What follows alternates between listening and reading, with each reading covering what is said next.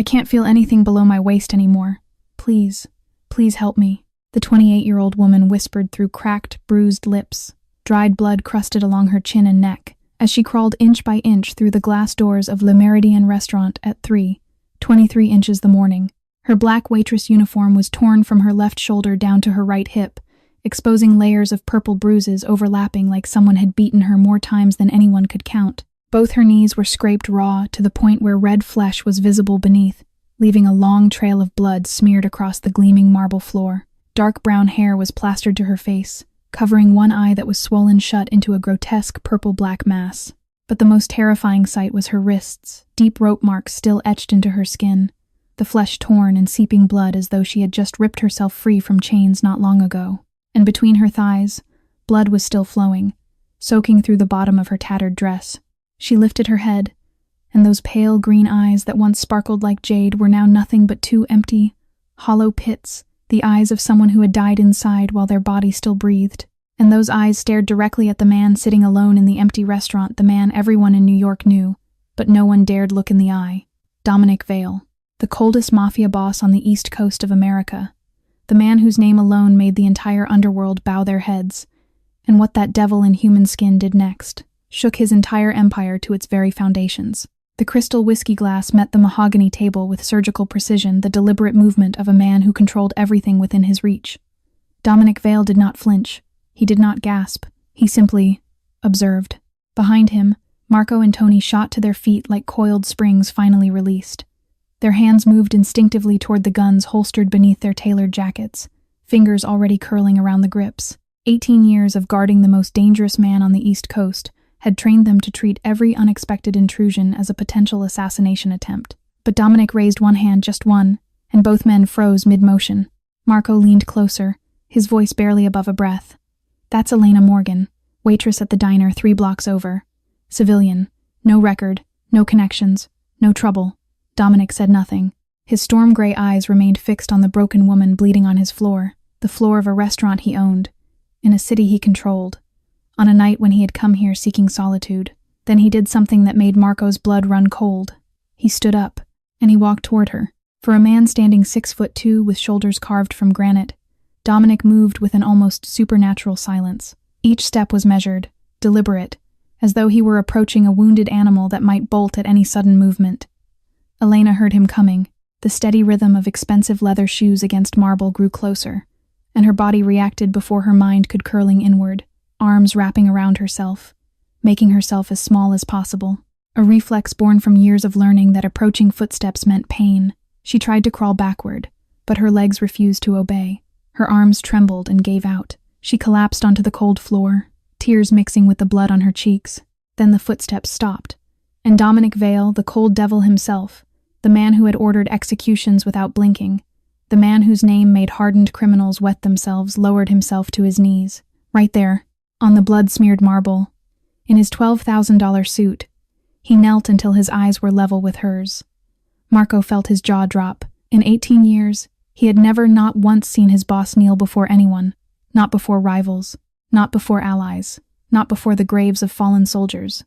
Dominic Vale bowed to no one, yet here he was, on his knees before a waitress who had nothing. "You are hurt."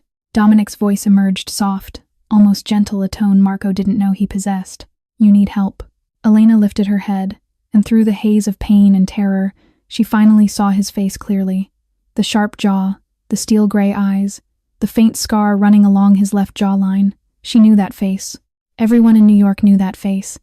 "You're Dominic Vale," she whispered, her voice raw and broken. "I know who you are." A ghost of something, not quite a smile, but close, flickered across his features. "Then you also know," he said quietly, "that no one dares touch the people I protect." Elena stared at him, confusion cutting through her agony. This made no sense. Nothing made sense anymore. "Why?" The words scraped out of her throat like shattered glass. "Why would you want to protect me? I'm nobody. I'm nothing. I'm just—" She couldn't finish. The word trash died on her lips, the word Vincent had whispered in her ear so many times it had become her identity. Dominic studied her for a long moment. His eyes moved over the bruises on her face, the rope burns on her wrists, the way she held herself as though expecting another blow at any second. And when he spoke again, his voice carried something cold and ancient. the promise of violence yet to come. The people who did this to you, he said slowly. Each word weighted like a verdict. Believed you were garbage, believed you were worthless, believed no one would come for you. He leaned slightly closer, and Elena saw it then, the fire burning beneath the ice in his eyes. That belief, Dominic Vale said, needs to be corrected. Marco moved without being told. The heavy oak doors swung shut with a muffled thud. Locks clicked into place, 3 of them, each one sealing the restaurant tighter than a vault. He drew the velvet curtains across every window, blocking out the streetlights, blocking out the world. Within 60 seconds, Le Méridien transformed from an upscale dining establishment into an impenetrable fortress. Tony positioned himself by the back entrance, one hand resting on his weapon, eyes scanning for threats that might come from the kitchen. But Dominic's attention never wavered from the woman on the floor. "Can you stand?" he asked. Elena tried. Her legs shook violently, and a strangled cry escaped her throat as she attempted to put weight on them. She collapsed again, and this time Dominic caught her, his hands careful, clinical, supporting her weight without pressing against the places where bruises bloomed across her body like a map of suffering. He guided her to a chair. The moment Elena lowered herself onto the leather seat, a sound tore from her chest, something between a whimper and a scream, bitten off halfway as her teeth sank into her bottom lip until it bled. The pain of sitting, of pressing her weight against the parts of her that had been. She couldn't think about it. Not yet.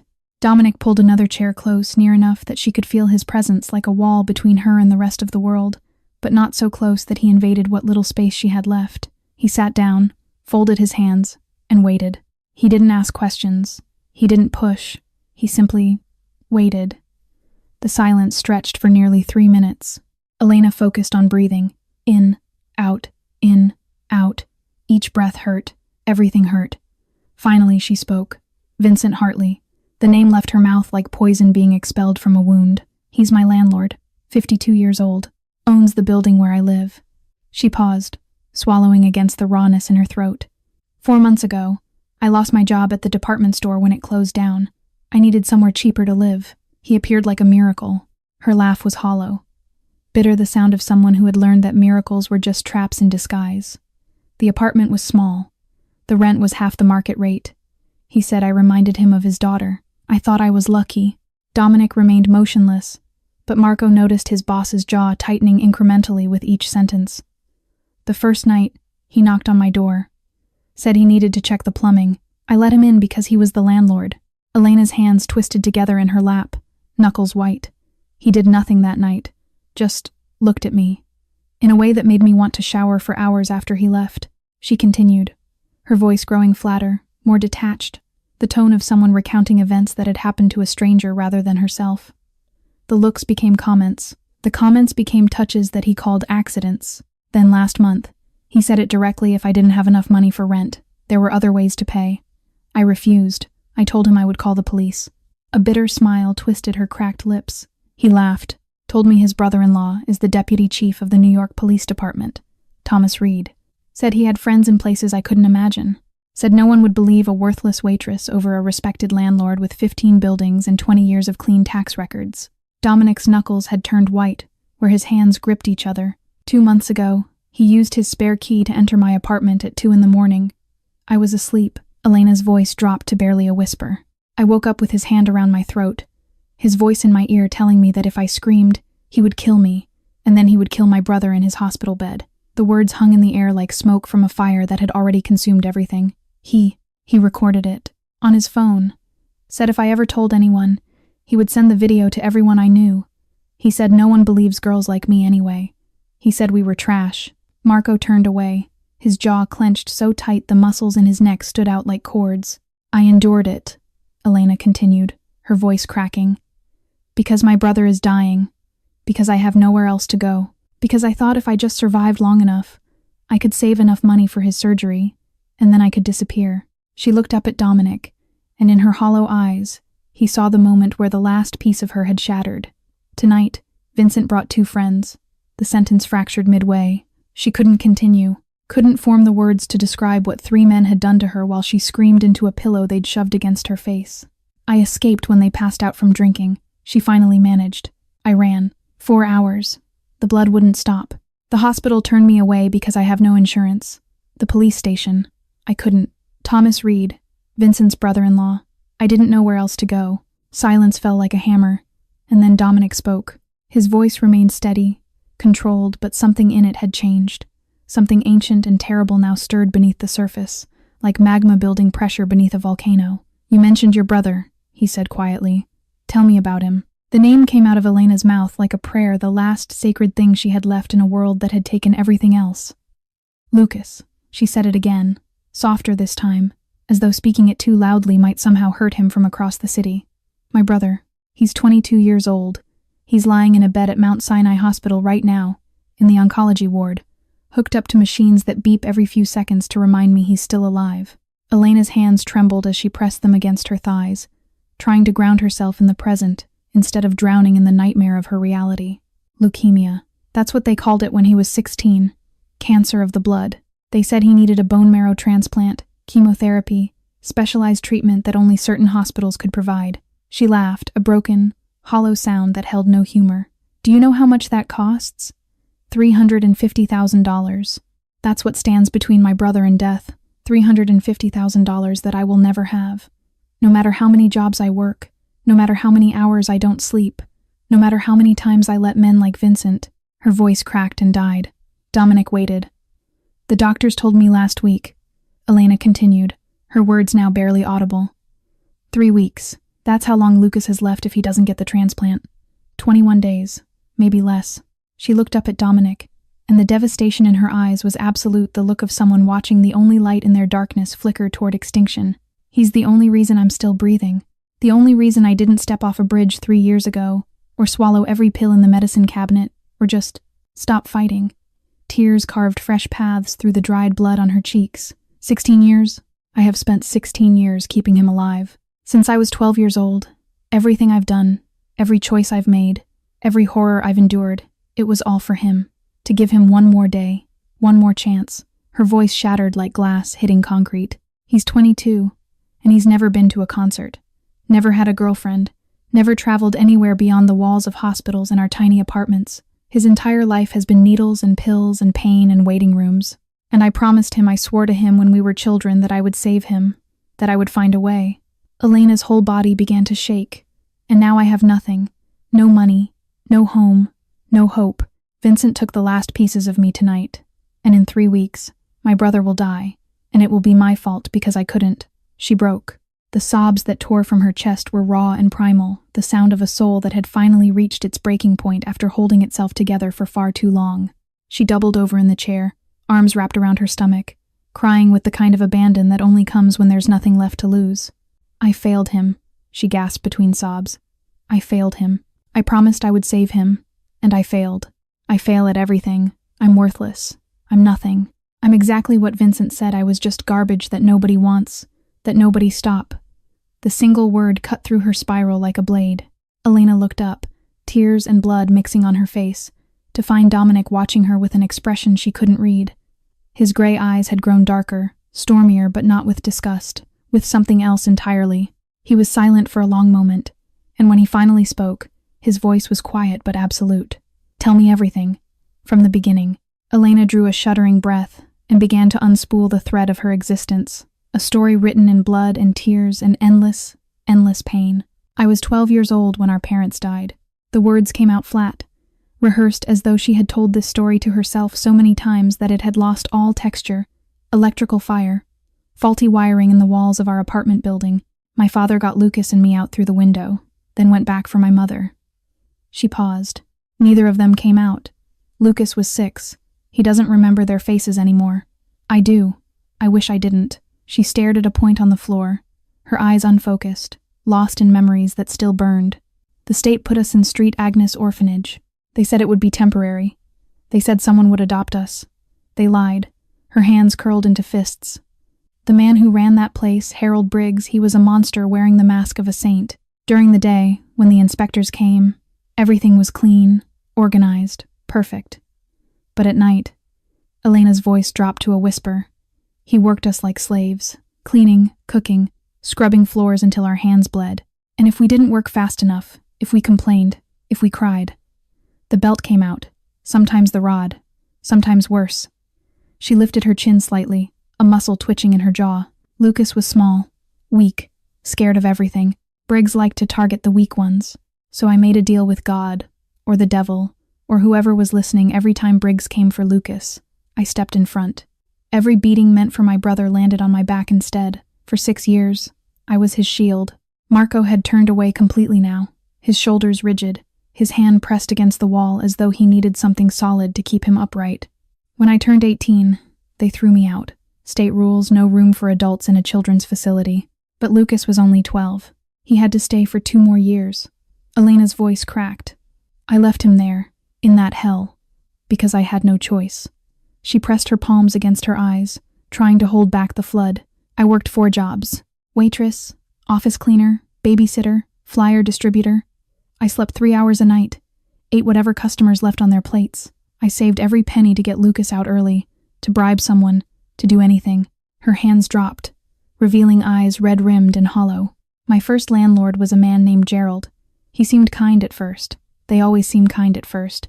The bitterness in her voice could have corroded steel. 3 months after I moved in, he came to my room at night. I was 19. I didn't even know how to scream anymore.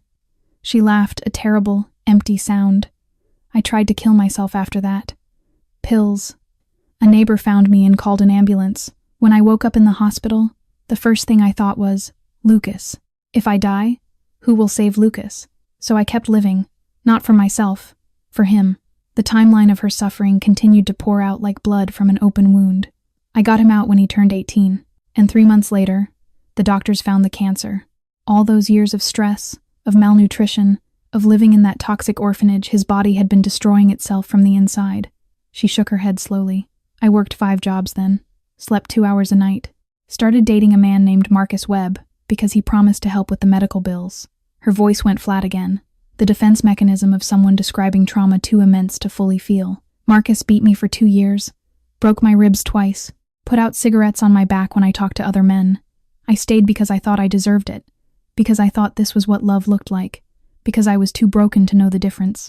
She stood up suddenly, her movements jerky and mechanical. Do you want to see what 16 years of hell looks like? Before anyone could respond, she turned around and pulled down the torn fabric of her uniform, exposing her back to the dim light of the restaurant. Marco made a sound like he'd been punched in the stomach. Tony's eyes went red, and he looked away, blinking rapidly. Even Dominic, the man who had seen rivers of blood without flinching, felt something crack open in his chest. Elena's back was a canvas of horrors. Raised scars from belt buckles crisscrossed her shoulder blades. Circular burn marks dotted her spine like a constellation of cruelty. A long, jagged line, clearly from a knife, ran diagonally from her right shoulder to her left hip. Some scars were faded with age. Others were still pink and healing, a map of 16 years of suffering, written on her flesh. I saved $85,000, Elena said, her voice hollow. 4 years of working myself to death. And then a charity organization contacted me, said they could help with Lucas's treatment. I gave them everything. They disappeared the next day. 4 years of my life, gone in an instant. She pulled her uniform back up, covering the scars, and turned to face Dominic. And then Vincent Hartley showed up. Like a miracle, like an answer to prayers I'd stopped believing in. She laughed, and there was no humor in it, only the shattered remains of hope. I should have known. Miracles don't happen to people like me. They never have. Silence descended like a funeral shroud. Then Dominic stood. He moved slowly, deliberately, closing the distance between them, until he was close enough to touch her, but he didn't. Instead, he reached out and gently adjusted the torn fabric of her uniform, pulling it higher to cover the scars she had exposed. His hands were careful, almost tender, and when he spoke, his voice was low and steady, the voice of a man making a vow that would echo through the ages. You are not alone anymore. Elena looked up at him, disbelief and desperation warring in her eyes. From this moment forward, Dominic continued, his gray eyes burning with cold fire. Anyone who has ever hurt you will pay the price. Every single one of them. The orphanage director, the landlords, Marcus Webb, Vincent Hartley and his friends. He leaned closer, and his next words fell like a death sentence. All of them. Dominic stepped away from Elena and walked toward the window. He stood there with his back to the room, staring out through a gap in the curtains at the sleeping city beyond. His reflection in the glass was a ghost, dark suit, darker eyes, the face of a man who had built an empire on blood and fear. But his mind was no longer in this restaurant. He was somewhere else. Someone else. 19 years ago. The kitchen of a brownstone in Brooklyn, 3 a.m, the smell of whiskey and copper hanging in the air like a curse. Catherine Vale knelt on the cold tile floor, her silk nightgown torn at the shoulder, her face swollen beyond recognition. Blood dripped from the corner of her mouth, pooling on the white ceramic beneath her. She didn't cry anymore. She had run out of tears years ago. Standing over her was Victor Vale, Dominic's father.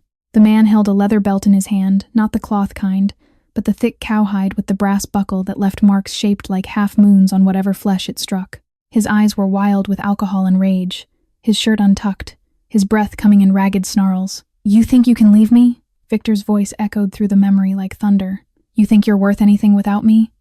You're nothing. You hear me? Nothing." The belt came down again. Catherine didn't even flinch. She had stopped flinching years ago.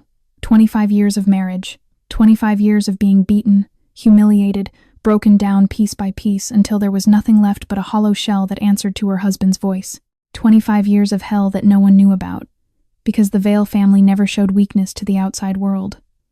Dominic had grown up with his mother's sobs as his lullaby. He learned to walk on silent feet to avoid triggering his father's temper. He learned to read the signs the way Victor's jaw tightened, the way his hands curled into fists, the particular slur in his speech that meant the violence would come soon. At 14, Dominic had tried to stop it. He had thrown himself between his parents, had screamed at his father to leave her alone. Victor had turned that brass buckle on his son instead, opening a gash along his jaw that would scar over but never fully heal. Catherine had begged Dominic never to interfere again. "He'll kill you," she had whispered through broken lips. Promise me you'll stay out of it." He had promised, and he had kept that promise for 3 more years, listening to his mother's screams through the walls of his bedroom, biting his pillow until his teeth ached, hating himself more with each night that passed, until the night Victor went too far. Dominic could still see it perfectly, his father's hands wrapped around his mother's throat, her face turning purple, her legs kicking weakly against the floor as the life drained out of her. Victor wasn't just beating her anymore, he was killing her. The 17-year-old boy who walked into that kitchen died the moment he pulled the trigger. The gun had belonged to his father, a Beretta kept in the study for protection. Dominic had taken it while Victor was drinking, had held it hidden against his thigh, had waited in the shadows until the moment came. One shot, center mass. Victor Vale collapsed onto the same floor where he had brutalized his wife for a quarter-century, his blood mixing with hers, his eyes wide with shock as he stared at the son he had underestimated. Dominic hadn't hesitated, hadn't trembled, hadn't felt anything except a cold, crystalline clarity. His first kill, and he had never regretted it, not for a single second. That night, standing over his father's corpse while his mother sobbed with relief, Dominic had made a vow, a sacred oath written in blood and carved into the deepest chambers of his heart. He would never again stand by while a woman was beaten. He would never again be helpless. He would build himself into something so powerful, so terrifying, that no one would ever dare harm the people under his protection. The world would call him a monster, a killer, a devil in human skin, and they would be right. But even monsters had lines they would not cross. Even devils had principles they held sacred. And anyone who crossed those lines, anyone who hurt the defenseless, who preyed on the weak, who believed they could brutalize women without consequence, would answer to him. Dominic blinked, and the memory faded. He was back in Le Méridien, staring at his reflection in the window. Behind him, he could see Elena in the glass, small, broken, wrapped in the same despair that had shrouded his mother all those years ago. The same hollow eyes, the same shattered spirit, the same resignation of someone who had accepted that the world would never stop hurting them. He turned around and looked at her, really looked at her, and something ancient and immovable settled into place within his chest. He would not abandon her. He would burn the world to ashes before he let another hand touch her in violence. And Vincent Hartley, along with everyone else who had carved their cruelty into her flesh, would learn what it truly meant to face the devil. Doctor. Richard Chen arrived at Le Méridien exactly 17 minutes after Marco made the call. The physician was a man in his early 60s, with salt and pepper hair swept back from a weathered face and eyes that remained sharp despite being woken at 4 a.m. He carried a large medical bag in one hand and asked no questions as he stepped through the door, a habit cultivated over 25 years of serving the Vale family.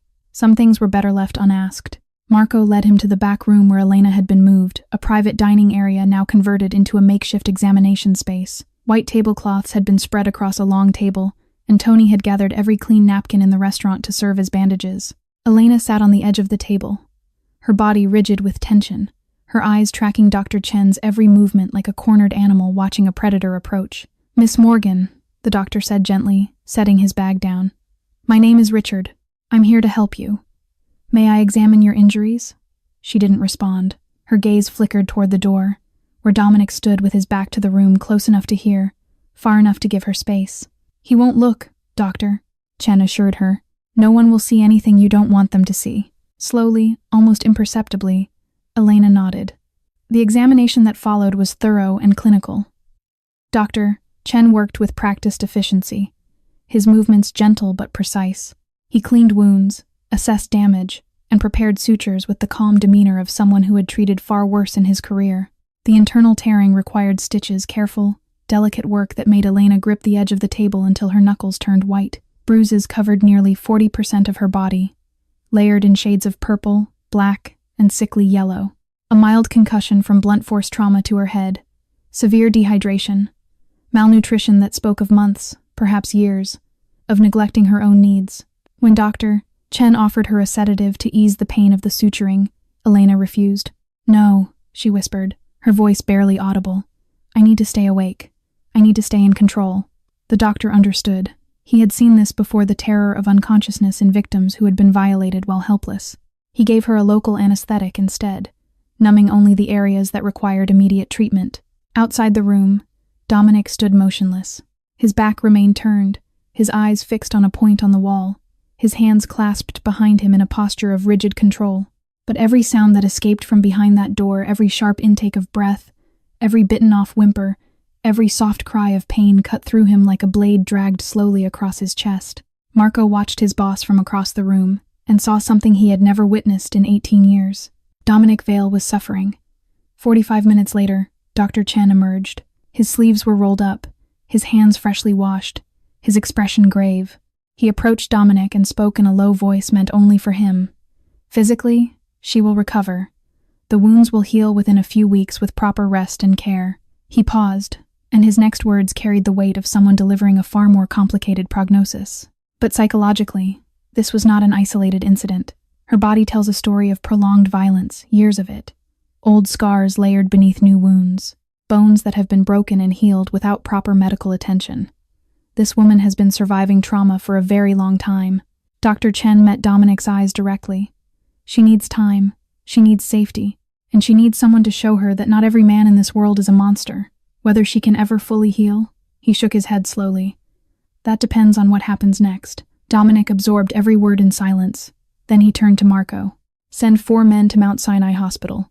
Now, oncology ward, find the room belonging to Lucas Morgan, 22 years old. No one approaches him without my explicit permission or his sister's consent. 24-hour protection. If anyone suspicious comes near that room, detain them immediately and contact me." Marco nodded and pulled out his phone. "And prepare the safe room at the estate," Dominic continued. "The one adjacent to my mother's quarters. Stock it with everything she might need. Clothes, food, medical supplies. Make it comfortable." He turned back toward the door where Elena waited, his voice dropping to something almost soft. "She's been running her entire life. Tonight, she stops." The black Maybach glided through the pre-dawn streets of New York like a shadow cutting through fog. Elena sat in the back seat, her body pressed against the door as far from Dominic as the confined space would allow. The leather seats were softer than any bed she had ever slept in. The air smelled of sandalwood and something expensive she couldn't name. Classical music played at a whisper from hidden speakers. She kept her eyes fixed on the window, watching the city transform as they drove concrete giving way to trees, cramped buildings dissolving into open space, poverty fading into wealth so obscene it felt like entering another dimension. At 7 in the morning, they reached Long Island. The iron gates rose before them like the entrance to a forbidden kingdom. 15 feet of black metal twisted into elaborate patterns, topped with spikes that gleamed in the early light. Security cameras tracked their approach from multiple angles. Armed men in dark suits stood at attention as the gates swung open automatically. Elena's breath caught in her throat. The driveway stretched ahead for what seemed like forever, 600 feet of perfectly laid stone, lined with ancient oak trees whose branches formed a canopy overhead. Manicured gardens flanked both sides, explosions of color that belonged in magazines rather than real life. And at the end of that impossible road stood the house. No, not a house. A mansion. A castle. A monument to power and wealth, that made Elena feel like an insect crawling into a giant's domain. Tudor architecture rose 3 stories high, all dark timber and white stucco and diamond-paned windows that caught the sunrise like scattered jewels. Ivy climbed the eastern walls in controlled cascades. A fountain burbled in the circular courtyard, water dancing around a marble statue of some Greek goddess Elena didn't recognize. The car stopped. A servant opened her door. Elena didn't move. She couldn't move. This was wrong. All of this was wrong. People like her didn't belong in places like this. People like her scrubbed the floors of places like this, cleaned the toilets, served the food, and disappeared before anyone important noticed them. Dominic appeared at her door, extending his hand. She flinched. He waited, patient as stone, until she finally forced herself to climb out on trembling legs. The interior of the mansion was worse. Crystal chandeliers, marble floors polished to mirrors, paintings that probably cost more than everything Elena had earned in her entire life combined. Staff members who bowed their heads as she passed, calling her Miss Morgan as though she were someone worthy of respect. The room they gave her was on the 2nd floor, adjacent to the quarters of someone named Catherine. Elena stepped inside and stopped breathing. The space was enormous, easily 10 times the size of the rotting studio apartment where Vincent had violated her. A king-size bed dominated one wall, draped in silk sheets the color of cream. Fresh flowers sat in crystal vases on every surface. The air smelled of lavender instead of mold and sewage. Sunlight streamed through gauze curtains, painting everything in shades of gold. It was beautiful. It was terrifying. Elena backed away from the bed until her shoulders hit the wall. She slid down to the floor, pulling her knees to her chest, making herself as small as possible in the corner of this impossibly large room. Her mind raced in circles of paranoia and disbelief. Why was he doing this? What did he want? Men like Dominic Vale didn't help women like her out of kindness. Men like him took what they wanted and discarded the rest. She had learned that lesson 100 times over from Gerald, from Marcus, from Vincent, from every man who had ever smiled at her before revealing the monster beneath. No one gave anything for free. There was always a price. Always. She wrapped her arms around herself and stared at the door, waiting for the other shoe to drop, waiting for Dominic to walk in and demand payment for his generosity, waiting for this beautiful dream to twist into another nightmare. Because that was what always happened. That was all she knew. Elena had been sitting in the corner for nearly an hour when the door opened. She tensed immediately, pressing herself harder against the wall, her heart hammering in her chest. This was it. This was the moment when the mask would slip, when the true price of this luxury would be revealed. But it wasn't Dominic who stepped through the doorway. It was a woman. She appeared to be in her early 60s, with silver hair swept into an elegant bun at the nape of her neck. Her eyes were the same storm gray as Dominic's, but where his were cold and guarded, hers held a warmth that seemed to radiate outward like heat from a gentle flame. She wore a simple navy dress that probably cost more than Elena's annual salary, and pearl earrings that caught the morning light. She moved with the quiet grace of someone who had learned long ago to make herself small, to take up as little space as possible, and Elena recognized that movement instantly, because she had perfected it herself. The woman saw Elena huddled in the corner, and something shifted in her expression. Not pity. Elena had learned to hate pity. Something deeper. Something that looked almost like recognition. Without a word, without hesitation, the woman crossed the room and lowered herself to the floor beside Elena. She didn't seem to care about her expensive dress touching the carpet. She didn't seem to notice the awkwardness of a 63-year-old woman sitting on the ground like a child. She simply sat there, close enough to touch but not touching, and waited. "You're safe now." Her voice was soft, melodic, the voice of someone who had spent years learning to speak quietly so as not to provoke anger. "This is my home. No one can hurt you here."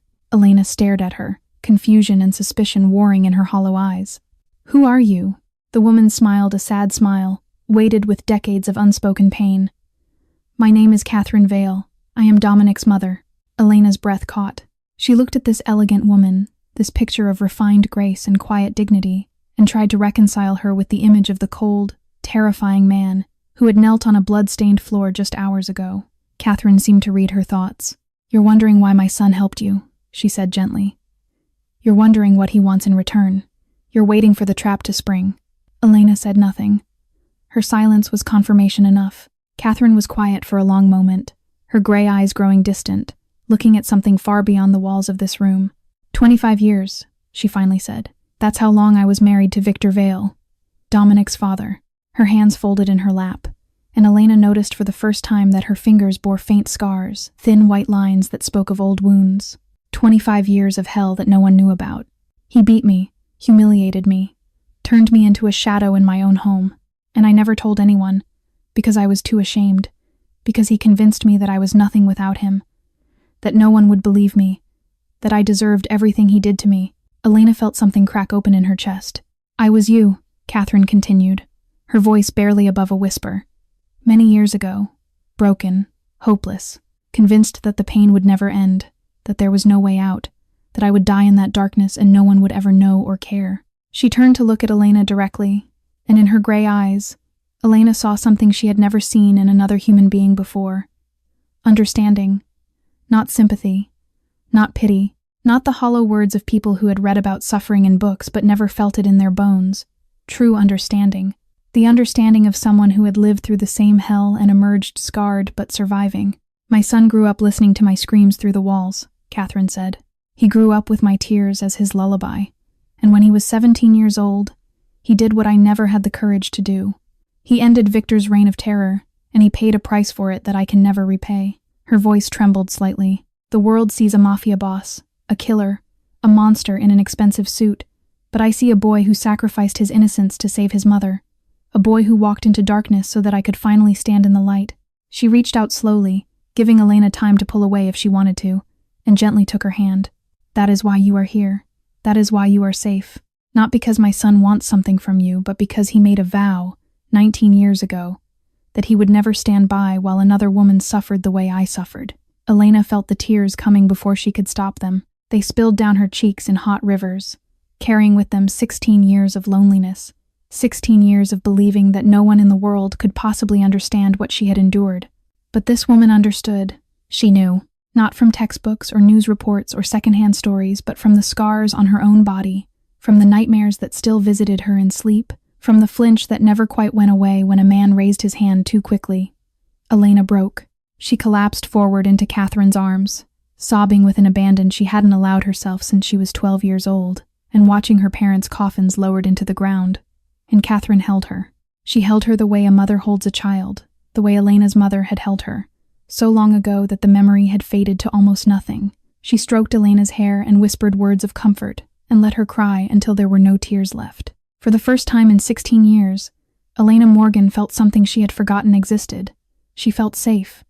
The study on the 3rd floor of the Vale estate was a room few people ever saw, hidden behind a false wall in the library.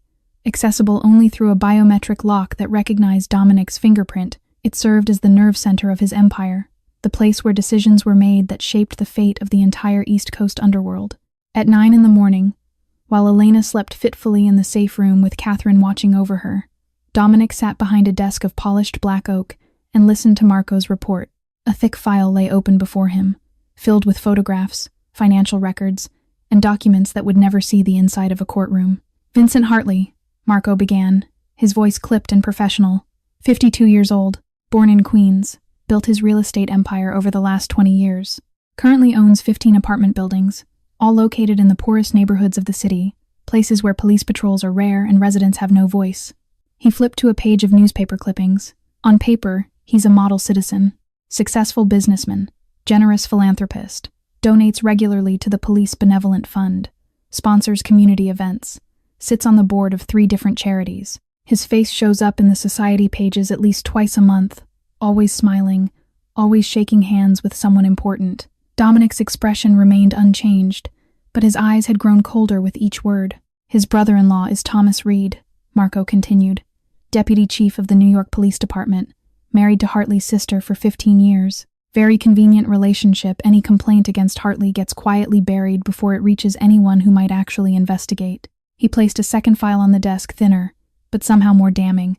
This is where it gets darker, boss. Marco opened the file to reveal 9 photographs. 9 young women, all in their 20s, all with similar features, dark hair, slim builds, pretty faces worn down by poverty and exhaustion. Over the past 8 years, 9 women have vanished from Hartley's buildings. All of them shared the same profile. Young, single, poor, no family nearby, no one to file a missing person report. Just like Elena. Dominic picked up one of the photographs.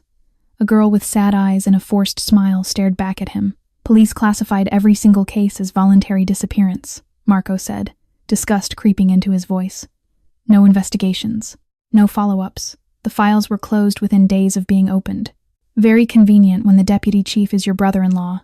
Silence filled the room for a long moment. Then Marco spoke again, and this time his voice carried a note of caution. There's a complication. Dominic looked up. Hartley isn't just a predator, he's also a businessman. And one of his business partners is the Castellano family. The name hung in the air like poison. He launders money for them through his real estate holdings. Roughly $3 million a year flows through Hartley's buildings, gets cleaned, and comes out the other side looking legitimate. He's been doing it for at least a decade. Marco met his boss's eyes directly. This is complicated, boss. Hartley is under Castellano protection. If we move against him without Salvatore's consent, it could be seen as an act of war. The peace treaty we signed 7 years ago would be worthless. We'd be looking at a conflict that could last years and cost hundreds of lives. Dominic was silent for a long time. He stared at the photographs of the 9 missing women, then at the image of Vincent Hartley smiling, confident, untouchable. A predator hiding behind money and connections, protected by a system designed to shield men like him from consequences. When Dominic finally spoke, his voice was ice. Arrange a meeting with Salvatore Castellano. Today. Neutral location. Marco raised an eyebrow. He'll want to know why. Dominic stood, straightening his jacket with deliberate precision. Tell him I have information he needs to hear. Information about someone inside his own family who is planning to remove him from power. Marco's eyes widened slightly, but he didn't question it. In 18 years, he had learned that Dominic Vale never bluffed. I'll make the call. 3 days had passed since Elena crawled through the doors of Le Méridien. 3 days of sleeping in silk sheets and eating food prepared by professional chefs. 3 days of Catherine's gentle presence and the quiet hum of a household that seemed to anticipate her every need. 3 days of waiting for the other shoe to drop, for the trap to spring, for the nightmare to reveal itself. But no trap came, and on the 4th morning, at 4 o'clock when the city still slept and the streets lay empty, Dominic kept his promise. The black Maybach cut through the darkness like a blade, navigating routes that avoided cameras and busy intersections. Elena sat in the back seat, her hands twisted together in her lap, her heart pounding with a mixture of fear and desperate hope. Lucas. She was going to see Lucas. Dominic sat beside her, silent as always, his presence a strange comfort she didn't want to examine too closely. When they arrived at Mount Sinai Hospital, Elena saw them immediately 4 men in dark suits positioned around the entrance to the oncology ward. They nodded at Dominic as he passed, their eyes scanning the corridor with professional vigilance. They had been there for 3 days, watching, protecting. A stranger had sent armed guards to protect her brother, and she still didn't fully understand why. Room 712. Elena's hand trembled as she pushed open the door.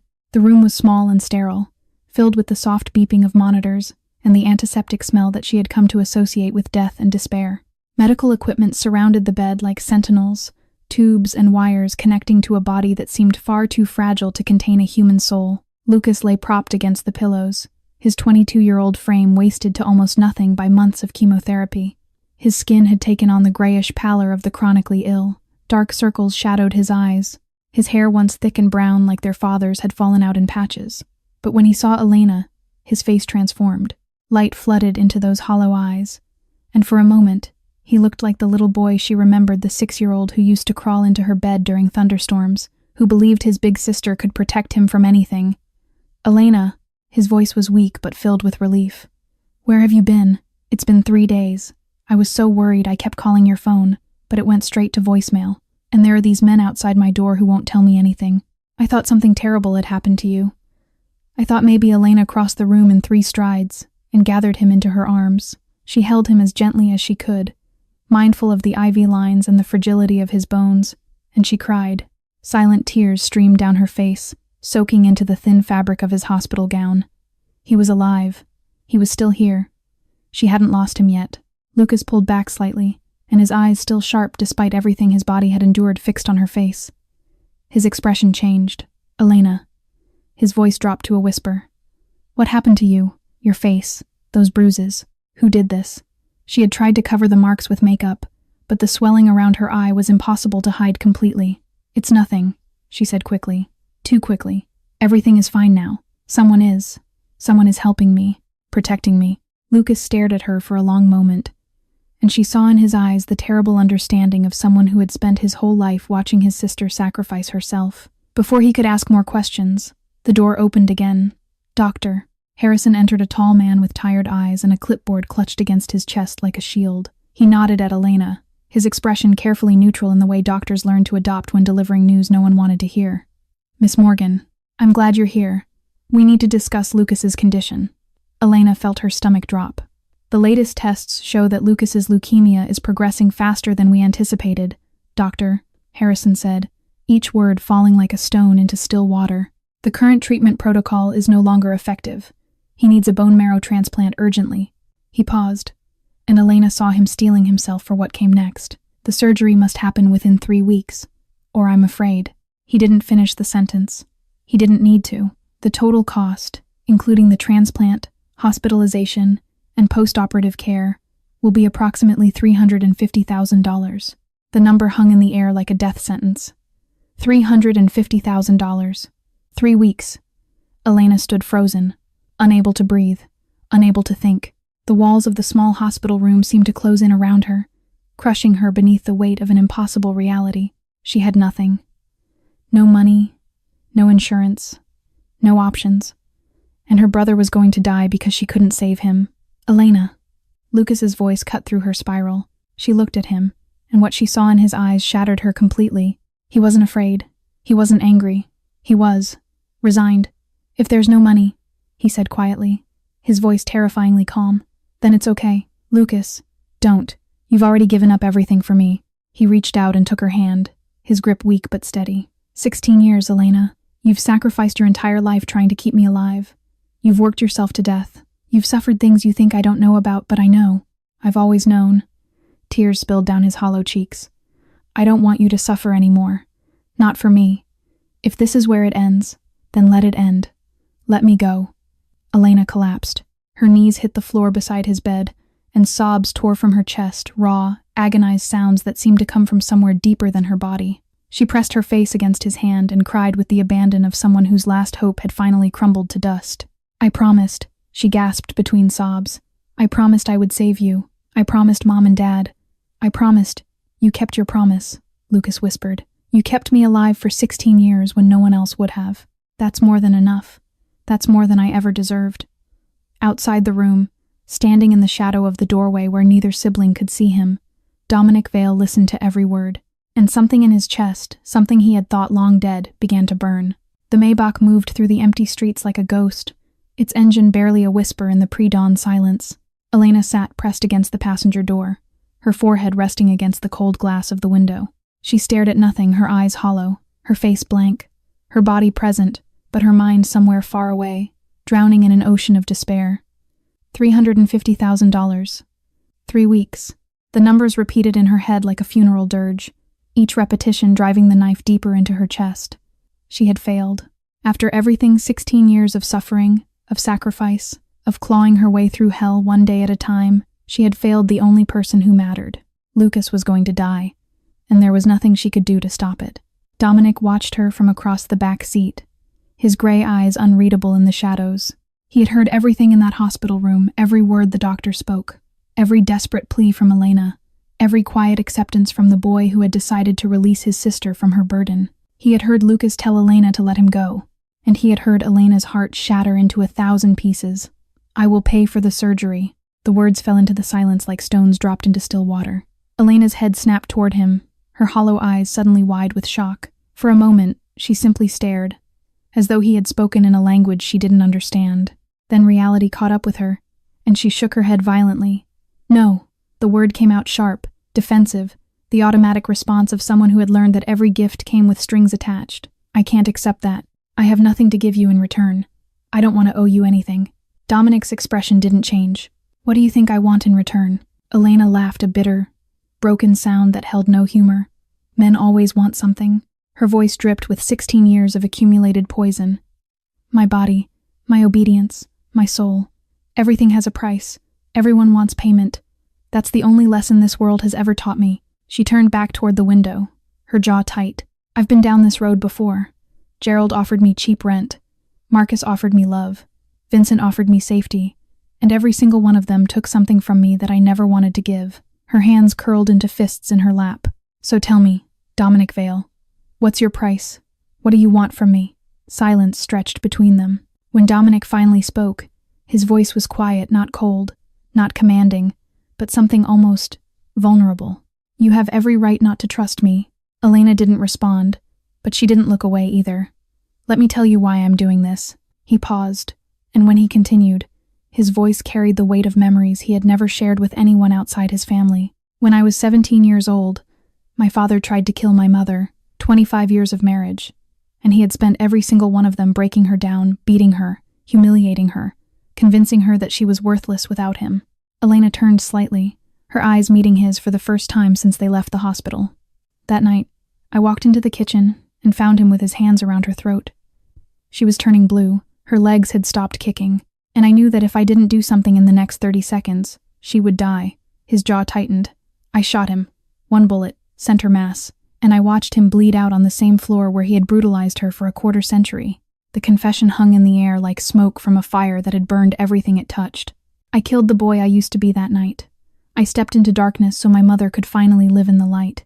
And I made a vow, a sacred oath, that I would never again stand by while a woman was destroyed by men who believed they had the right to hurt her. He leaned slightly closer, and Elena saw something in his eyes she hadn't expected, not desire, not calculation, but genuine conviction. The world sees me as a monster, and perhaps they're right. I have done terrible things. I have built an empire on blood and fear, but even monsters have lines they will not cross. His voice dropped to barely above a whisper. Lucas deserves to live. He is 22 years old. He has never had the chance to truly experience life. Don't let money decide who survives and who dies. Don't let your pride or your fear become his death sentence. Elena felt the tears coming before she could stop them. They spilled down her cheeks in hot rivers, carrying with them the last remnants of the walls she had built around herself. I don't know what to say, she whispered. Dominic shook his head slowly. Don't say anything. Just allow me to save your brother. That is all I ask. Elena looked at him, really looked at him for the first time since they met. She saw the scar on his jaw, the one he had earned trying to protect his mother at 14. She saw the ice in his eyes that covered something deeper, something wounded. She saw a man who had walked through hell and emerged as a devil, but a devil who had drawn a line in the sand and dared anyone to cross it. For the first time in 16 years, Elena Morgan made a choice that terrified her. She chose to trust a man. I trust you, she said, her voice trembling but steady. Don't make me regret it. Dominic held her gaze, and something passed between them, an understanding, a promise, the first fragile thread of something neither of them was ready to name. I won't. The restaurant sat on a quiet corner of Madison Avenue, an unassuming Italian establishment with white tablecloths and candles that flickered in crystal holders. To the casual observer, it appeared to be nothing more than an upscale dining venue favored by Manhattan's elite. But the men who entered through its doors at noon that day were anything but casual observers. Dominic Vale stepped through the entrance with Marco 2 paces behind him. His charcoal suit was immaculate, his posture relaxed yet radiating an authority that made the staff instinctively step aside. His gray eyes swept the room, once a habit born from decades of watching for threats before settling on the figure already seated at the corner table. Salvatore Castellano. The head of the Castellano crime family sat with his back to the wall, the instinctive positioning of a man who had survived 3 assassination attempts and buried 2 generations of rivals. At 62 years old, his hair had turned completely white, swept back from a face carved by time and violence. His eyes were black as obsidian, sharp as a hawk's, missing nothing. A long scar ran from his left temple down to his jaw, a reminder of a war fought 30 years ago that had claimed his brother's life.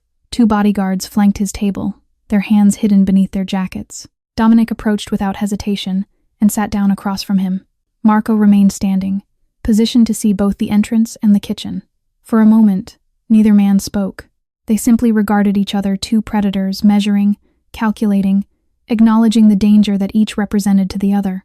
Then Salvatore smiled, though no warmth reached his eyes. Vale, his voice was rough, weathered by age and cigarettes. It has been a long time since we sat at the same table like this. The last occasion was your father's funeral, if I recall correctly. Dominic didn't return the smile. I'm not here to reminisce. He placed a leather folder on the white tablecloth between them. Vincent Hartley.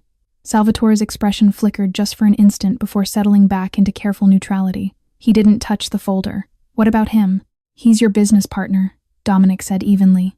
Launders approximately $3 million a year for your family through his real estate holdings. Very convenient arrangement, especially with his brother-in-law serving as deputy chief of police. Salvatore's black eyes narrowed slightly. You've done your homework. What do you want with Hartley? Dominic opened the folder and spread its contents across the table.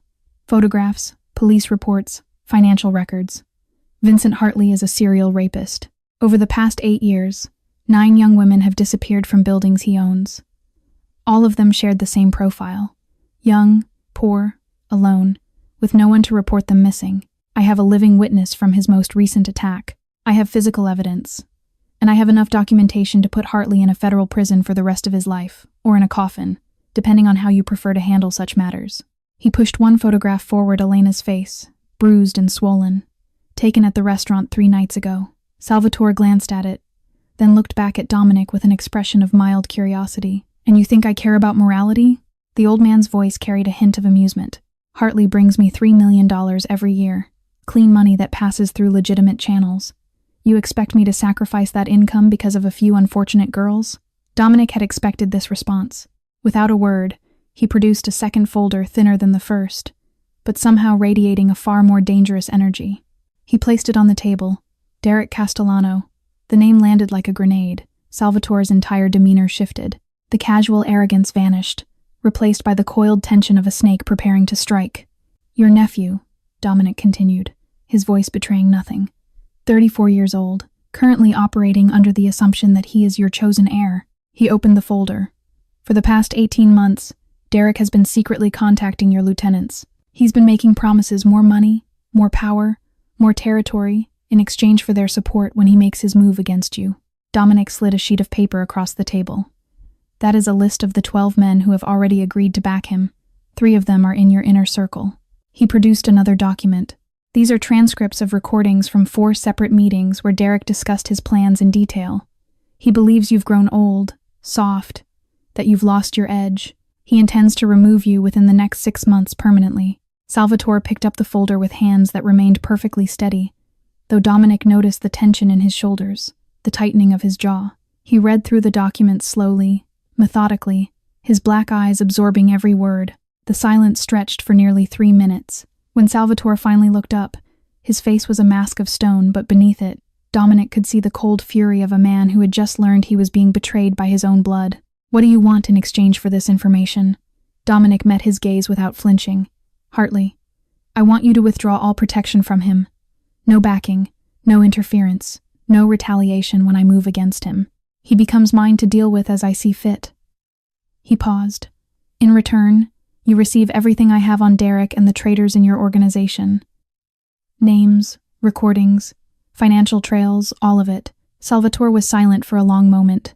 Then, slowly, he nodded. Hartley is yours. I'm pulling out. He closed the folder on Derek and slipped it into his jacket. But Vale. His voice dropped to something low and dangerous. Don't mistake this for friendship. We are not allies. We are not partners. We simply happen to have a common interest today. Dominic rose from his chair, adjusting his jacket with precise movements. I don't need friends, Castellano. I just need you to stay out of my way. He turned and walked toward the exit, Marco falling into step behind him. At the door, Salvatore's voice reached him one final time. You've changed, Vale. Your father would have simply killed Hartley and accepted the consequences. You choose diplomacy instead. A pause. All this for a woman? Dominic didn't turn around. For a principal. And then he was gone, leaving Salvatore Castellano alone, with the evidence of his nephew's betrayal and the certainty that the balance of power in New York had just shifted in ways no one could have predicted. The news reached Derek Castellano at 11 o'clock that night. He was sitting in a private booth at a club in Brooklyn when his phone buzzed with a message from one of his informants inside his uncle's organization. The text was brief, only 3 sentences, but it was enough to make the blood drain from his face. Salvatore knew everything. The meetings, the bribes, the 12 men who had promised their loyalty. All of it exposed, laid bare, handed over to the old man on a silver platter. Derek's hand trembled as he set down his glass of scotch. At 34 years old, he had spent his entire life preparing to take over the Castellano empire. He was handsome in the way that snakes were beautiful, sleek, polished, with eyes that held no warmth and a smile that never reached past his teeth. He had been so close, so careful. 18 months of planning, of whispering in ears, of making promises he never intended to keep. And now it was all ashes. One name burned in his mind like acid. Dominic Vale. It had to be him. No one else had the resources, the connections, the audacity to dig into Castellano family business and walk away alive. Vale had discovered the conspiracy and traded it to Salvatore, traded Derek's future for something. But what? Derek didn't know yet, but he would find out. He pulled out his phone and dialed a number he had obtained through channels that didn't officially exist. The line connected on the third ring. Vale. Derek's voice dripped with venom barely contained beneath a veneer of false calm. You think you can destroy me and walk away without consequences? A pause. Then Dominic's voice came through flat, unimpressed, utterly devoid of concern. Derek Castellano. I was wondering when you'd call. My uncle is an old man, Derek spat. He'll be dead within a few years from natural causes or otherwise. And when I take over, I will burn everything you've built to the ground. Your businesses, your properties, your people, everything. You called me just to say this nonsense? Derek laughed, a manic sound that echoed off the walls of the empty booth. No, I called to let you know that I know about the girl. Silence on the other end. Derek smiled, sensing he had finally struck a nerve. Elena Morgan, the little waitress you've been protecting like she's made of gold. His voice dropped to something oily and cruel. She's quite beautiful, isn't she? Even with all those bruises. I wonder what she'll look like when I'm done with her. He could hear Dominic's breathing change just slightly. Just enough. Maybe I'll send you some pictures afterward. Something to remember her by. When Dominic spoke again, his voice had transformed into something Derek had never heard before. Not cold, but burning. The voice of a man who had decided someone needed to die. If you dare touch her, see you soon, Vale. Derek ended the call with a satisfied grin. 3,000 miles away, in the study of the Vale estate, Dominic stood motionless with his phone still pressed against his ear. The screen had gone dark, but he didn't move. His hand was shaking. Not with anger, though there was plenty of that. A volcanic rage building pressure behind his ribs. No, this was something else.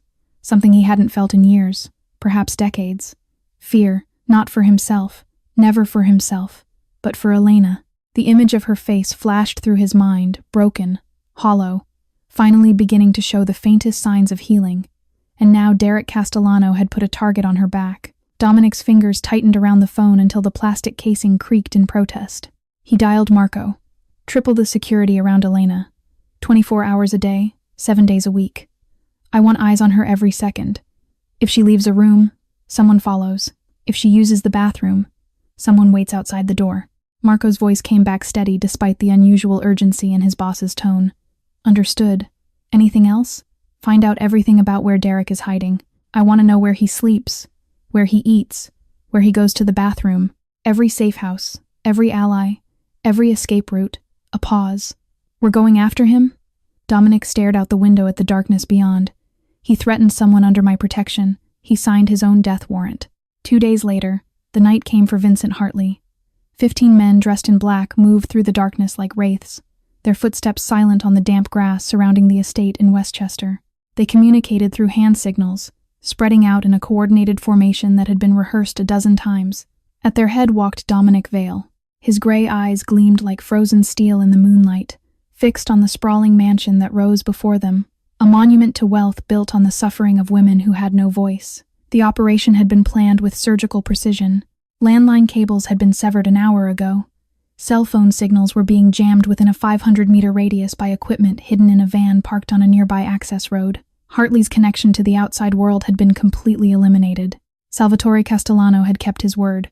The protection that had shielded Hartley for over a decade had evaporated overnight, and the police, well, certain officials had received envelopes containing enough cash to ensure they would be looking the other way until morning.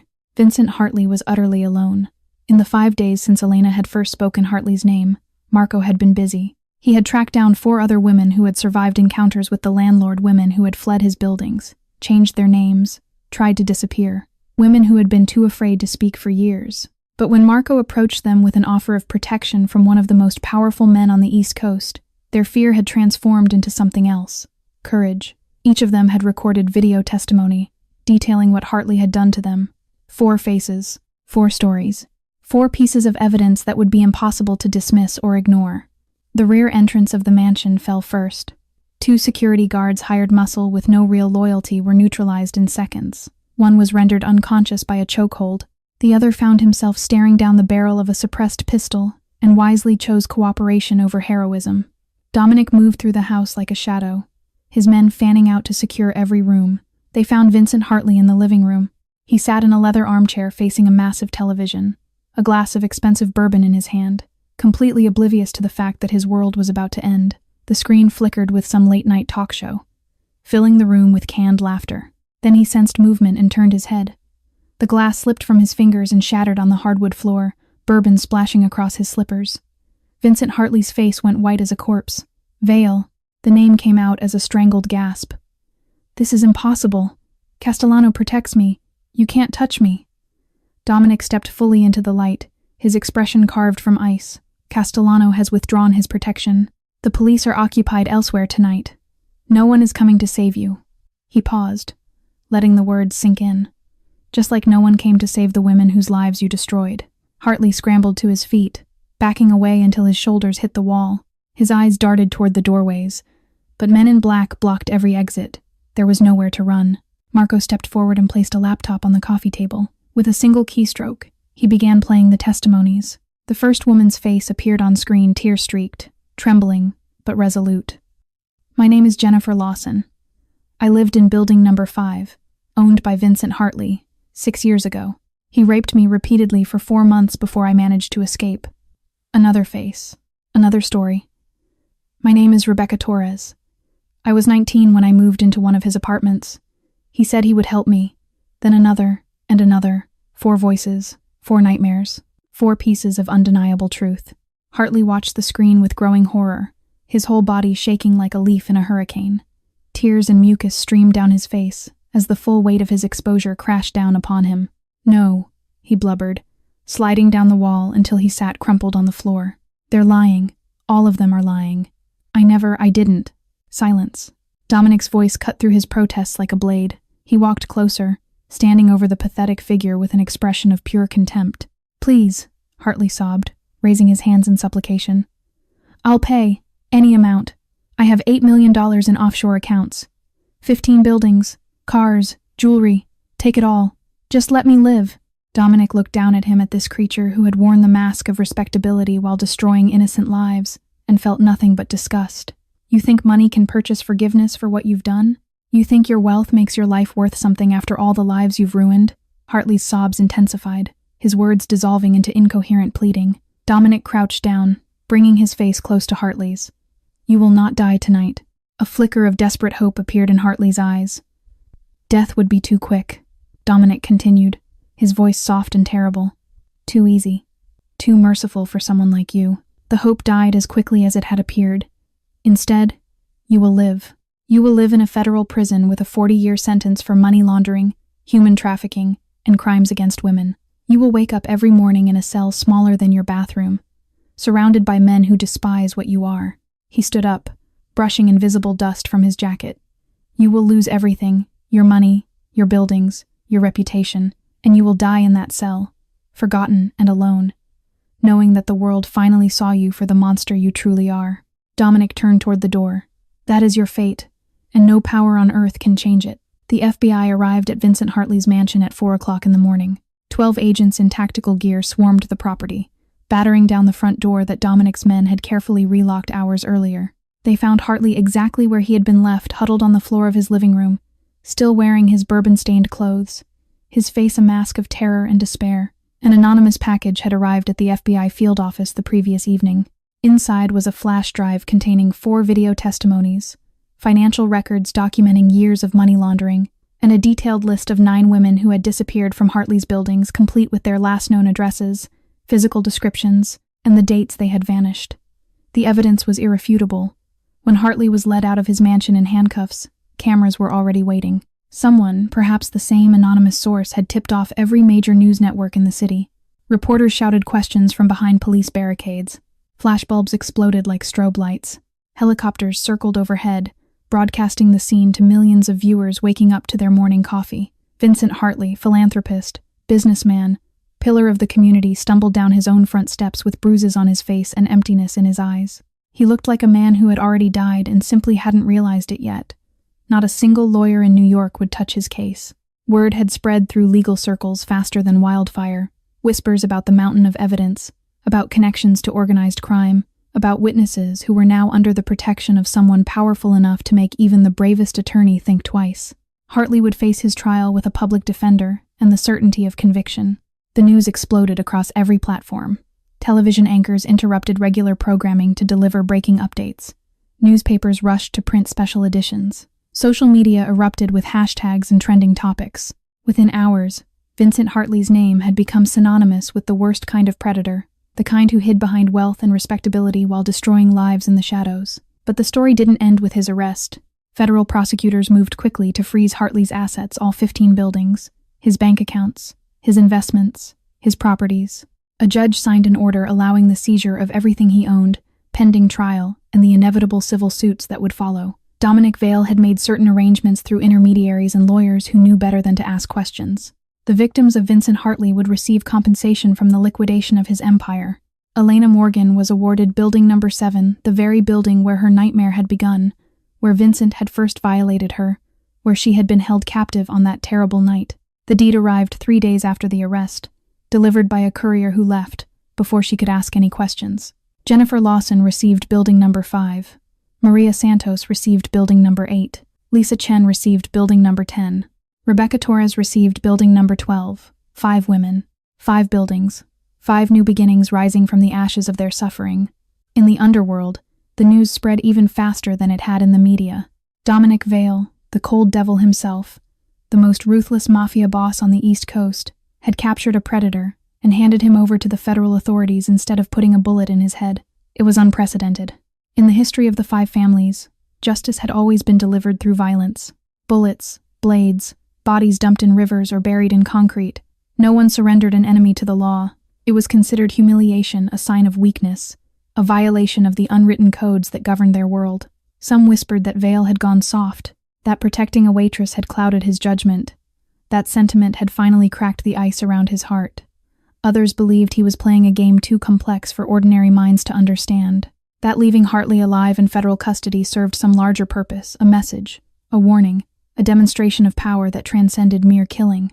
But everyone agreed on one thing. Dominic Vale had drawn a new line in the sand.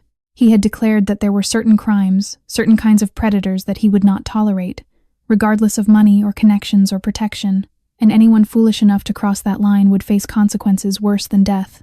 They would face Dominic Vale. 1 week after Vincent Hartley was dragged away in handcuffs, Elena stood in the sterile corridor of Mount Sinai Hospital at 5 o'clock in the morning. The fluorescent lights hummed overhead, casting everything in a pale, shadowless glow. The smell of antiseptic hung heavy in the air, a scent she had come to associate with fear and loss, and the endless waiting that defined her life. Lucas lay on a gurney before her, looking impossibly small beneath the thin hospital blanket. His skin had taken on an almost translucent quality, stretched tight over bones that seemed too fragile to hold a human soul. IV lines snaked from his arms like lifelines connecting him to a world that had given him so little.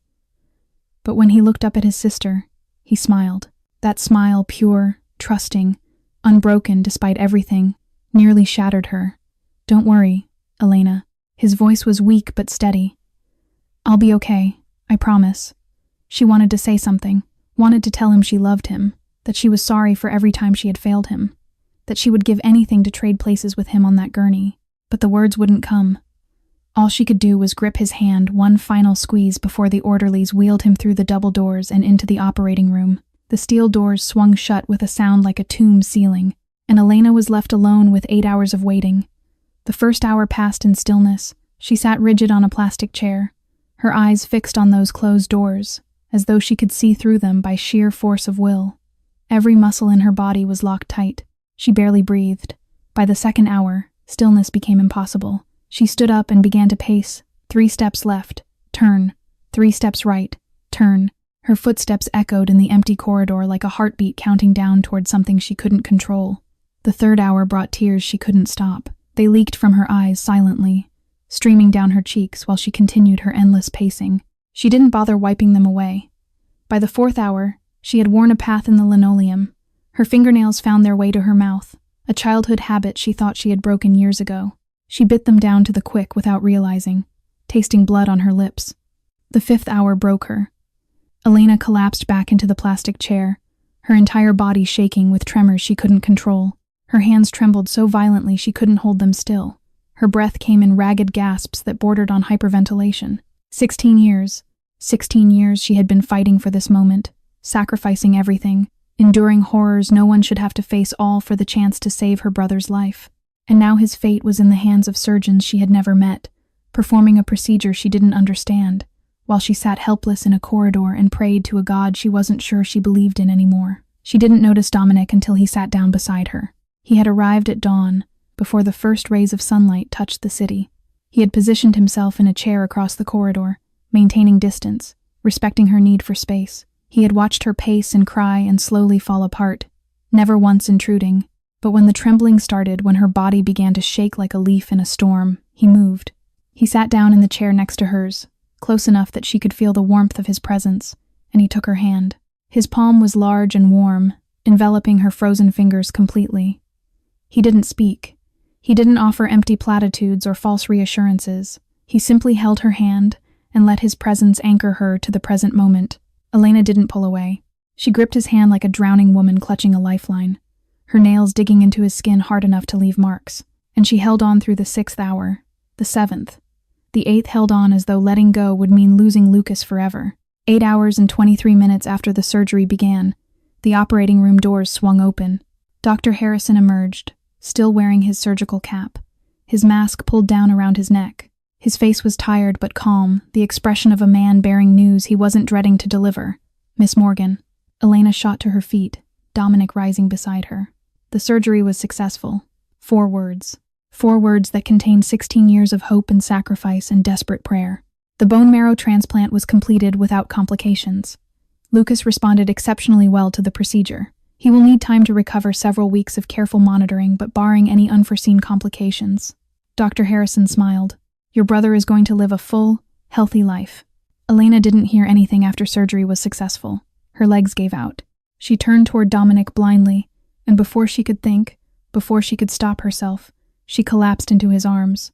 The sobs that tore from her chest were unlike anything she had ever released, not tears of grief or despair, but something far more overwhelming.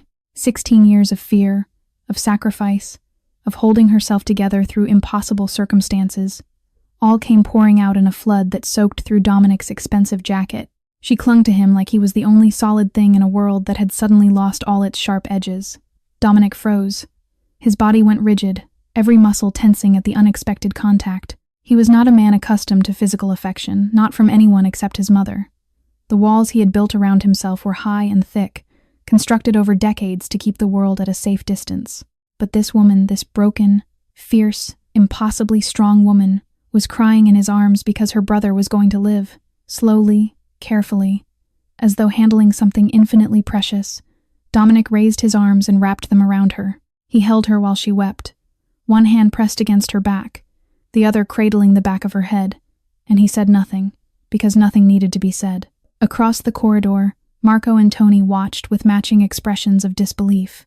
In 18 years of service, through wars and negotiations, and moments of triumph and tragedy, they had never once seen Dominic Vale allow anyone to hold him like this.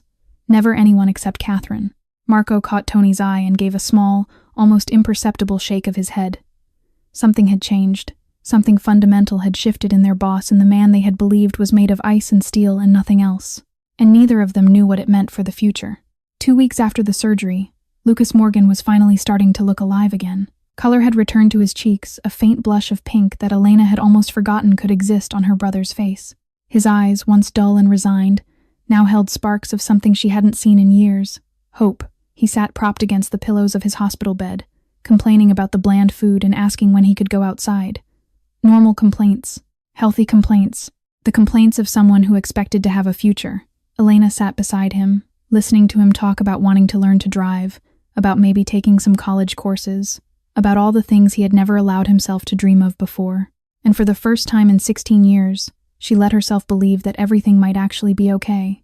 "I'm going to get you some water," she said, standing up and stretching muscles that had grown stiff from hours of sitting.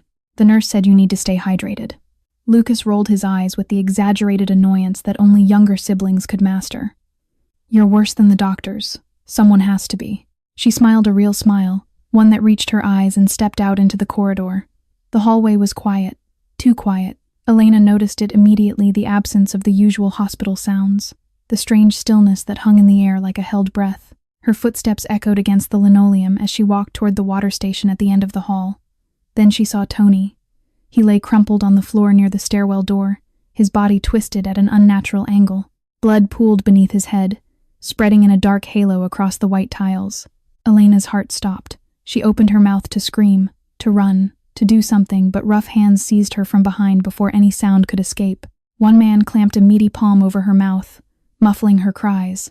Another grabbed her arms, wrenching them behind her back with brutal efficiency. The smell of sweat and cheap cologne filled her nostrils as they dragged her away from Lucas's door. Derek sends his regards. The second man hissed in her ear, his breath hot and foul against her skin. He says Vale needs a reminder about the cost of interfering in family business. Terror crashed over Elena like a tidal wave. Suddenly she wasn't in the hospital anymore. She was back in that apartment, in that darkness, with Vincent's hands around her throat and his friend's laughter echoing off the walls. The same helplessness, the same horror, the same certainty that no one would come, that no one would save her, that she would be violated and broken and thrown away like garbage. But then something else rose up inside her, something hot and bright and furious, rage. She was tired of being a victim, tired of men who thought they could take whatever they wanted from her, tired of the fear that had controlled her entire life. Lucas was in that room. Her brother, who had just gotten a second chance at life, was only meters away, and these men thought they could touch her again? No. Elena bit down on the hand covering her mouth with every ounce of strength she possessed. Her teeth sank through skin and muscle until she tasted copper, until she felt something give way beneath her jaw. The man screamed and reflexively jerked his hand away. 1 second. That was all she needed. Help! Lucas! Somebody! The other man's fist connected with her face before she could finish. The impact slammed her head against the wall, and stars exploded across her vision. She felt the skin of her forehead split open, felt warm blood begin to pour down her face. Her legs buckled, and she crumpled to the floor. The man she had bitten was cursing, cradling his wounded hand. His partner advanced on her with murder in his eyes. You stupid little gunshots shattered the silence. 3 rapid cracks that echoed through the corridor like thunder. The man advancing on Elena dropped instantly, a red bloom spreading across his chest. His partner tried to run, but a 4th shot caught him in the leg, and he went down screaming. Footsteps pounded against the floor. Voices shouted. Chaos erupted around her, but Elena couldn't process any of it. She was curled on the floor, arms wrapped around herself, trembling so violently that her teeth chattered. The flashback had her in its grip now, pulling her down, down, down into the darkness of every terrible thing that had ever been done to her. Elena! The voice cut through the chaos like a blade. Then Dominic was there, skidding to his knees beside her, his gray eyes wild with an emotion she had never seen in them before. Fear. Genuine, undisguised fear, not for himself, but for her. Look at me. His hands hovered over her, wanting to touch but afraid of making things worse. Elena, can you hear me? Look at me. But her eyes were open without seeing. She stared through him, trapped in a nightmare that existed only in her mind. Please don't. Her voice came out small and broken, the voice of a child begging for mercy. Please don't hurt me. I'll do anything. Please. Dominic understood instantly. She wasn't seeing him. She was seeing Vincent. She was seeing Marcus. She was seeing every man who had ever laid hands on her in violence. He forced himself to breathe slowly, to push down the rage that demanded he go finish off the men his guards had shot, to focus entirely on the woman trembling before him. Elena. His voice dropped to something soft, gentle, a tone he hadn't used since comforting his mother after his father's death. It's Dominic.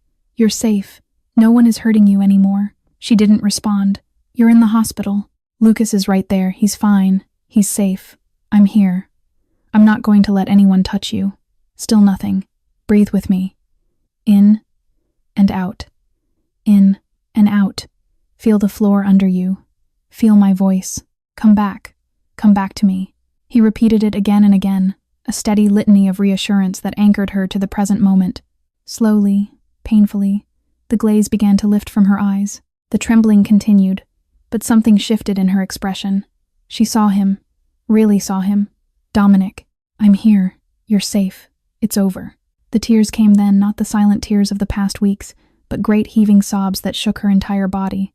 She reached for him blindly, and he gathered her into his arms right there on the cold hospital floor, holding her against his chest while she wept.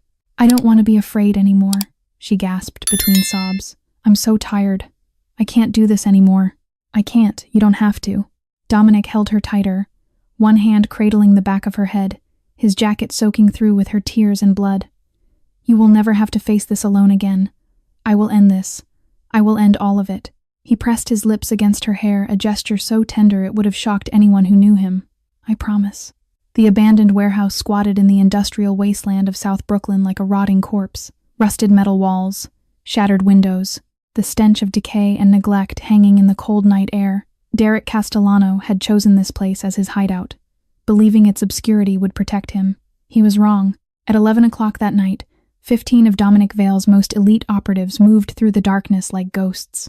They wore black tactical gear, communicated through encrypted earpieces, and carried weapons that had been used in operations the world would never know about. Dominic led them personally. His gray eyes burned with cold fury as he surveyed the warehouse through night vision binoculars. Intelligence had confirmed Derek's location along with approximately 25 hired guns serving as his protection. Mercenaries. Men with no loyalty except to money. They would break. "On my signal," Dominic murmured into his earpiece. 3 teams moved simultaneously. The first breached through a side door, flashbangs preceding their entry. The second came through the loading dock, cutting power to the building as they advanced. The third, led by Dominic himself, went straight through the front. Gunfire erupted like thunder. The mercenaries, caught off guard and disoriented, responded with the chaos of men who had never faced a truly professional force. Some tried to fight back, firing wildly into the darkness. Most simply ran. Derek had hired bodies, not soldiers.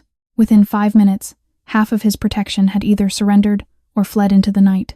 Within 10 minutes, the main floor was secured. Within 15, the warehouse belonged to Dominic Vale. Marco appeared at his boss's side, his weapon still warm. "We've cleared the perimeter. 12 captured, 8 fled, 5 down, no casualties on our side. And Derek, back office, last door on the left." Dominic walked through the warehouse with the measured stride of a man who had already won. Bodies lay scattered across the concrete floor, some groaning in pain, others silent and still. His men stepped aside as he passed, recognizing the look in his eyes. This was personal. The back office door was flimsy, cheap plywood that splintered apart with a single kick. Inside, illuminated by a single bare bulb, Derek Castellano cowered behind an overturned desk. He held a pistol in both hands, the barrel shaking so violently it was almost comic. "Stay back," his voice cracked on the words. "I'll shoot. I swear to God, I'll shoot." Dominic kept walking. "Don't come any closer. I'm warning you." 3 more steps. Derek pulled the trigger. The gun clicked. Empty. In his panic, he had forgotten to check how many rounds remained. Dominic reached him in 2 strides and ripped the useless weapon from his trembling hands. Derek collapsed backward, scrambling against the wall like a trapped rat, tears streaming down his face. "Please," he blubbered. "Please, I'm sorry. I didn't mean it. The girl, I never would have actually hurt her. It was just a threat. Just words. Please don't kill me." Please. Dominic looked down at him with an expression of pure contempt. This was the man who had threatened Elena, this sniveling, pathetic creature who had sent armed men to attack a woman in a hospital, who had endangered Lucas, who had dared to touch what Dominic had sworn to protect. Part of him wanted to put a bullet between those tear-filled eyes. But death was too quick, too merciful. "You will not die by my hand," Dominic said, his voice flat and cold. Derek's sobbing intensified, hope flickering in his eyes. "Instead, you will be delivered to your uncle. Salvatore will decide your fate." The hope died instantly. "No, please, you don't understand what he'll do to me. I know exactly what he'll do to you." Dominic crouched down, bringing his face close to Derek's. "And that is precisely why I'm giving you to him. Death at my hands would be quick, clean, painless, comparatively." He straightened up. "What Salvatore will do, that will last much longer, and you will have every moment to reflect on what happens to men who threaten the people I love." Derek was still screaming when Marco's men bound his hands and dragged him away. By morning, he would be in Salvatore Castellano's custody. What happened after that remained known only to the old man himself. Rumors would later circulate through the underworld whispers of a basement somewhere in Europe, of a man kept alive in darkness, of a punishment designed to last years rather than moments. But they were only rumors. What was certain was that Derek Castellano was never seen again, and the last threat to Elena Morgan had been permanently eliminated. 1 year had passed since the night that changed everything. 12 months of healing. 12 months of rebuilding. 12 months of learning that the world could be something other than a place of endless suffering. Lucas Morgan woke up every morning in his small dormitory room at Columbia University and spent the first few minutes simply breathing. At 23 years old, he was a first-year medical student, something that would have seemed like an impossible fantasy just 18 months ago. His body had fully recovered from the bone marrow transplant, stronger now than it had ever been. Color bloomed in his cheeks. Muscle had begun to fill out his once skeletal frame. He could walk across campus without losing his breath, could stay up late studying without collapsing, could dream about a future that extended beyond the walls of a hospital room. Some mornings, he still couldn't believe he was alive. He kept a photograph on his desk, a picture of Elena taken at his high school graduation, back when they had both been drowning but still fighting. He looked at it every day to remind himself of what his sister had sacrificed, of the 16 years she had spent keeping him alive through sheer force of will. He had made a vow the day he received his acceptance letter. He would become a doctor.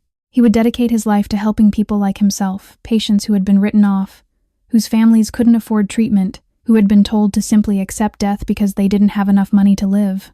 He would honor his sister's sacrifice by paying it forward. Across the city, in a building that had once been a monument to one man's cruelty, Elena Morgan had created something beautiful. Building number 7, the same building where Vincent Hartley had violated her, where her nightmare had begun, now bore a new name painted in bright letters above the entrance. House of Hope. It had taken months of renovation, of legal paperwork, of learning how to navigate systems she had never understood. But with Catherine Vale's guidance and Dominic's resources, Elena had transformed the property into a sanctuary for women escaping domestic violence and abuse. In the past 12 months, 250 women had walked through those doors. They came broken, terrified, with nothing but the clothes on their backs and the bruises on their skin. They left with temporary housing, legal assistance, psychological counseling, job training, and something far more valuable, the knowledge that they were not alone, that someone believed them, that they deserved better than what they had endured. Catherine visited often, contributing both money and time. She sat with the residents, listened to their stories, and shared her own proof that survival was possible, that healing could happen, that the darkness did not have to win. The other survivors had found their own paths forward. Jennifer Lawson had used her building to establish a support center for single mothers, providing childcare and resources for women trying to rebuild their lives while raising children alone. Maria Santos had completed her law degree and now worked exclusively representing victims of domestic violence, fighting in courtrooms against the abusers who had once seemed untouchable.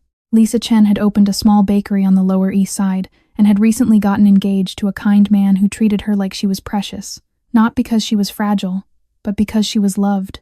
Rebecca Torres worked alongside Elena at House of Hope, serving as a counselor for new arrivals, helping them navigate the same journey she herself had traveled. 5 women whose lives had been shattered by the same monster. 5 women who had risen from the ashes to become forces of change. And the monster himself? Vincent Hartley sat in a federal penitentiary, serving a 45-year sentence that would keep him behind bars until long after his body had withered and his name had been forgotten. The evidence presented at his trial had been overwhelming: financial records, witness testimonies, physical evidence that painted a portrait of systematic predation spanning nearly a decade. No appeals would save him. No connections could protect him anymore. He would die in a cell smaller than his former bathroom, surrounded by men who despised everything he represented. As for Derek Castellano, he had simply vanished.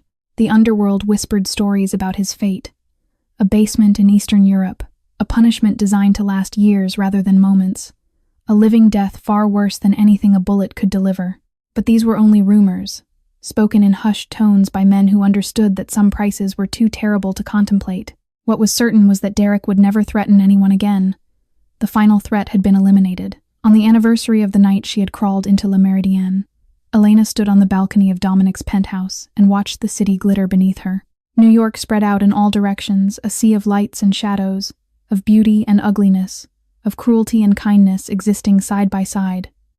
The same city that had nearly destroyed her now seemed full of possibility. She was not the same woman who had dragged herself through those glass doors 1 year ago. That woman had been broken beyond recognition, hollow-eyed and bleeding, convinced that her life was over and that no one in the world cared whether she lived or died. This woman stood with her shoulders back and her chin raised. Her eyes, those pale green eyes that had once been empty pits, now shone with something fierce and alive. The scars remained, both visible and hidden, but they no longer defined her. They were proof of what she had survived. And survival, she had learned, was its own kind of victory. Footsteps approached behind her, and she didn't need to turn around to know who they belonged to. Dominic stopped beside her, close enough that their shoulders almost touched. He too looked out at the city, the empire he commanded, the kingdom of shadows he had built with blood and steel. "What are you thinking about?" he asked quietly. Elena was silent for a moment. "I'm thinking about that night," she finally said. "The night I crawled into your restaurant and said I couldn't feel anything below my waist anymore. The night I was certain my life was over." She turned to face him, and in the moonlight, he could see the tears glistening on her cheeks, but they were not tears of sorrow. "I thought no one in the world cared whether I lived or died. I thought I was garbage, that I deserved everything that had happened to me, that the pain would never end." Dominic reached out and took her hand, his fingers intertwining with hers. "And now?" Elena smiled. It was the first smile in many years that carried no shadow of pain, no hint of the suffering that had defined her existence for so long. It was a smile of genuine joy, the expression of someone who had walked through fire and emerged, not destroyed, but transformed. "Now I understand that night wasn't an ending. It was a beginning." She stepped closer to him, close enough to feel the warmth radiating from his body. "The beginning of me. The beginning of us. The beginning of everything I never dared to dream was possible." Dominic looked at her, this woman who had shown him that even a monster could choose light, that even a heart frozen by years of violence could learn to feel again. "I love you, Elena Morgan." The words came out steady and certain, weighted with a sincerity that surprised even him. "I have loved you since the night you walked through those doors, with broken eyes and a spirit that refused to surrender. I loved you when you couldn't love yourself, when you flinched at every touch, when you looked at me like I might hurt you at any moment." He lifted her hand to his lips and pressed a gentle kiss against her knuckles. "You are the light in the darkness I thought I would be lost in forever. You showed me that the vow I made 19 years ago wasn't just about punishment, it was about protection, about giving someone the chance to become who they were always meant to be." Elena felt the tears flowing freely now, but she didn't try to stop them. "I love you too, Dominic Vale." Her voice trembled with emotion but remained steady. "I love you even though you're a mafia boss, even though the world calls you a monster, even though everything about this should be wrong." She reached up and touched his face, her fingers tracing the scar along his jaw, the mark left by his father's belt, when he was just a boy trying to protect his mother. "I love you because you saw me as a human being when the whole world saw me as garbage. I love you because you gave me a reason to believe again, to live again, to love again."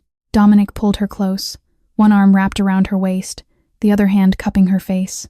"You saved me," Elena whispered. "And I didn't even know I needed saving until you showed me what it felt like to be safe." "You saved me too," he replied, his voice low and rough. "I just didn't know I was lost." Under the silver light of the moon, with the city spread out beneath them like a carpet of stars, they kissed. It was not a kiss of passion or possession.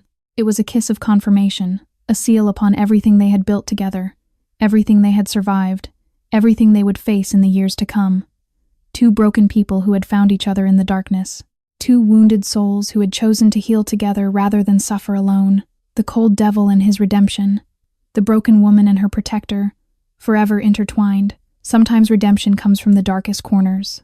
Sometimes the ones who protect us are the very people the world calls monsters. And sometimes loving a dangerous person is the safest thing in the world because those people will burn everything to the ground just to keep you warm.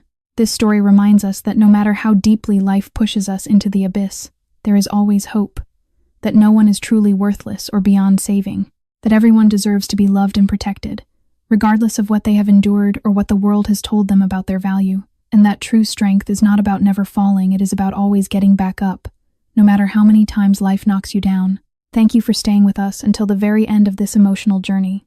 If this story touched your heart, please take a moment to subscribe to our channel, hit the like button, and share this video with someone who needs to hear it. Every subscription, every like, every share helps us continue creating meaningful stories that inspire and uplift. Thank you again for being part of our community. Goodbye for now, and we will see you in the next video.